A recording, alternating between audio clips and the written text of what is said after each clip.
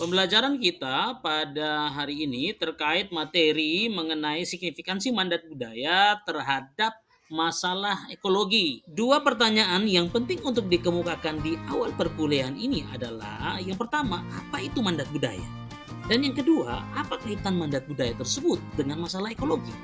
Konsep Alkitab tentang mandat budaya itu terdapat di dalam kitab Kejadian pasal 1 ayat yang ke-28 dan pasal yang kedua ayatnya yang ke-15. Dalam teks Kejadian pasal 1 ayat yang ke-28, perintah atau mandat budaya yang diberikan atau disampaikan oleh Allah kepada manusia mencantumkan bahwa manusia diperintah untuk beranak cucu dan bertambah banyak. Artinya manusia berkembang biak memenuhi bumi. Dan dikatakan setelah memenuhi bumi, manusia taklukkanlah itu dan berkuasa atas ikan-ikan di laut dan burung-burung di udara dan atas segala binatang yang merayap di bumi. Perintah itu kemudian dimaknai sebagai mandat Allah kepada manusia untuk menaklukkan dan menguasai bumi. Pemahaman terhadap perintah untuk menaklukkan dan menguasai bumi tersebut rupa-rupanya kemudian berakibat kepada munculnya persoalan-persoalan ekologi di kemudian hari. Karena sudah sejak lama agama dan doktrin di dalam agama turut berkontribusi bagi terjadinya krisis lingkungan secara global. Hal ini juga dicatat oleh Jurgen Moltmann di dalam bukunya God in Creation and Ecological Doctrine of Creation. Di dalam bukunya tersebut, Moltmann berpendapat bahwa agama itu justru yang menjadi penyebab utama krisis ekologi. Naasnya, menurut Moltmann, kekristenan itu punya peran yang vital, peran yang sangat vital dalam kontribusi krisis ekologi. Karena hal ini lahir dari pemahaman yang salah terhadap mandat budaya di dalam Kejadian 1 ayat yang ke-28 tadi yang diberikan Allah kepada manusia. Pemahaman itu kemudian dalam sejarahnya melahirkan atau lantas disalahgunakan dalam wujud imperialisme dan kolonialisme dari bangsa-bangsa belahan dunia barat yang akhirnya mengakar kuat dan kemudian melakukan ekspansi ke negara-negara jajahan termasuk di Indonesia.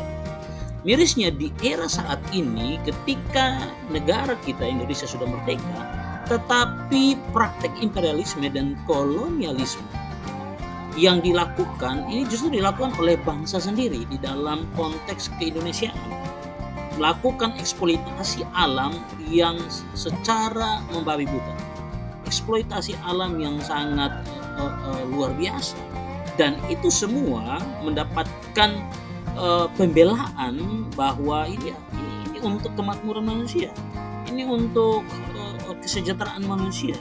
Karena itu alam lingkungan itu dieksploitasi dengan luar biasa sehingga akhirnya menyebabkan terjadinya krisis-krisis lingkungan, isu-isu kerusakan lingkungan di sekitar kita.